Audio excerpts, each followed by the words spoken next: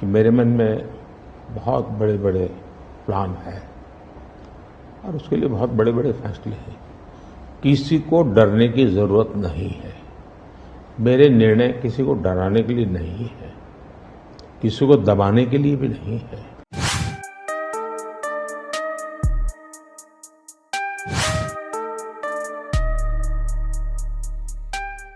जब मैं कहता हूं कि मेरे मन में बहुत बड़े बड़े प्लान है और उसके लिए बहुत बड़े बड़े फैसले हैं, किसी को डरने की जरूरत नहीं है।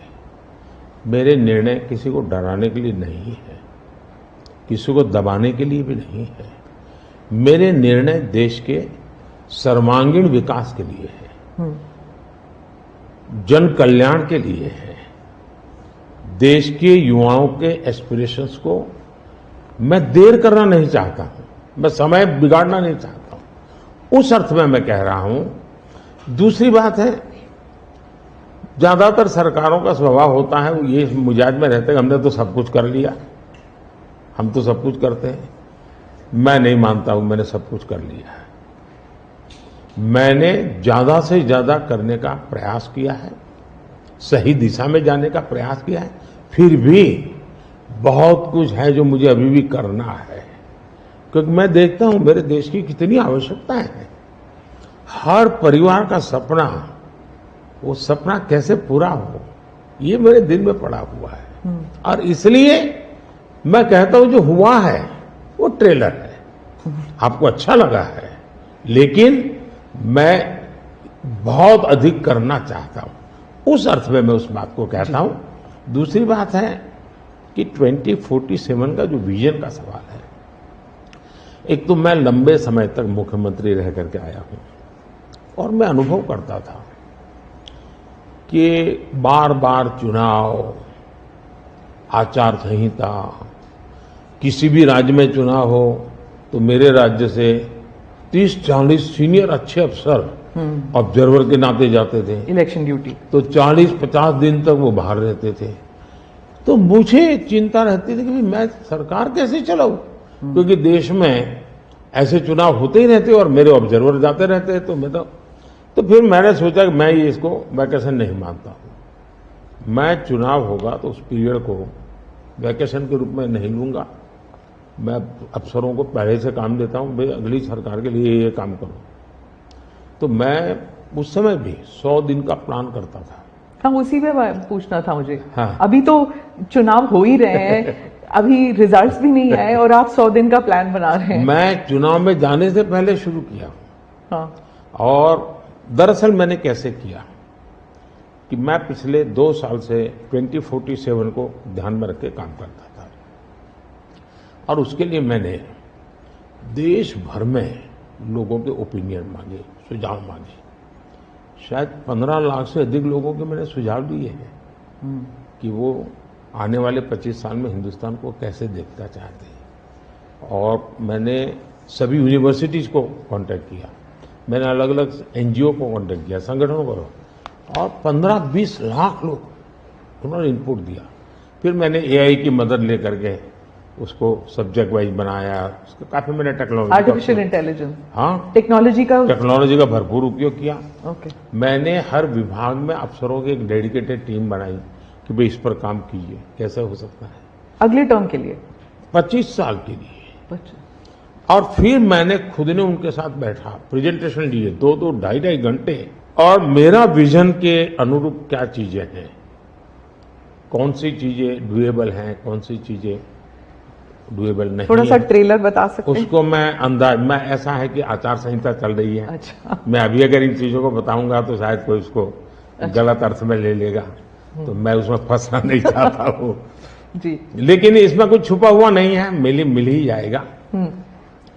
दूसरा मैंने कहा कि मैं चाहता हूं कि ये जो मैं डॉक्यूमेंट बना रहा हूं, जो मेरा विजन है, लेकिन वो विजन मोदी की बपौती नहीं है, वो 15-20 लाख लोगों के विचारों को उसमें समाहित किया। एक प्रकार से इसकी ओनरशिप देश की है। 15-20 लाख लोग इनपुट देते हैं, मतलब पूरा देश दे रहा है जी। मैंने क्या किया है कि मैंने उसको अभी डॉक्यूमेंट के रूप में तैयार करवा रहा हूं। जैसे ही चुनाव प्रक्रिया पूरी हो जाएगी तुरंत वो स्टेट को भेज दिया जाएगा। ओके। मैं चाहूंगा कि स्टेट उस पर काम करे। स्टेट को क्या लगता है, क्या हो सकता है, क्या नहीं और वो हो सिर्फ बीजेपी स्टेट्स नहीं है, सकता। सभी। नहीं, पूरा देश, ये देश का है, ये भाजपा का नहीं है जी। ओके ये काम देश का है। जी। फिर मैं नीति आयोग की मीटिंग बुलाऊंगा, उसमें इस पर व्यापक चर्चा करूंगा मुख्यमंत्रियों के साथ, और फिर उसमें से एक फाइनल चीज बनेगी।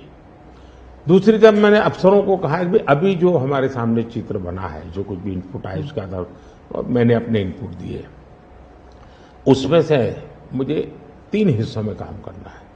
एक, बीजेपी का जो मैनिफेस्टो आएगा उसमें से करणीय काम तुरंत कैसे ले सकते हैं।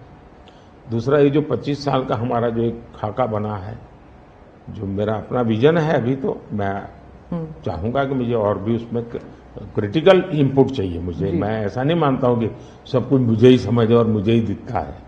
कोशिश मैंने भारी की, मैंने काफी समय लगाया इसमें। उसको मैं 3 हिस्सों में बांटा। एक 25 साल, उसके लाइट में मेरे नेक्स्ट 5 ईयर, और उसके लाइट में मेरे फर्स्ट 100 डेज। तो इस प्रकार से मैंने पूरा डिजाइन टाइम टेबल बना लिया, अफसरों को काम पे लगा दिया है, क्योंकि मैं 1 मिनट भी गंवाना नहीं चाहता हूं जी। अब आपको याद होगा 2019 में बहुत कम लोगों को ध्यान रहता है, उस समय भी मैंने 100 दिन का काम दे करके चुनाव के मैदान में गया था, और जब मैं वापस आया आर्टिकल 370 100 दिन में मैंने कर दिया। 3 तलाक से मेरी बहनों को मुक्ति दिला दी, पहले 100 दिन में किया। यूएपीए बिल सिक्योरिटी को लेकर के हमने 100 दिन में कर दिया। बैंकों का मर्जर बहुत बड़ा काम था, हमने 100 दिन में कर।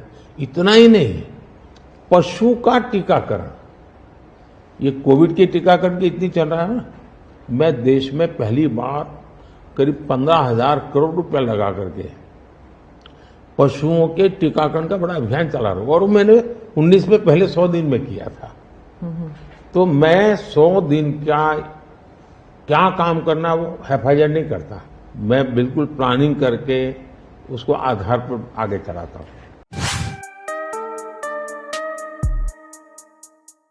उम्मीदवार ही नहीं, चुनाव में हर मतदाता इंपॉर्टेंट होता है।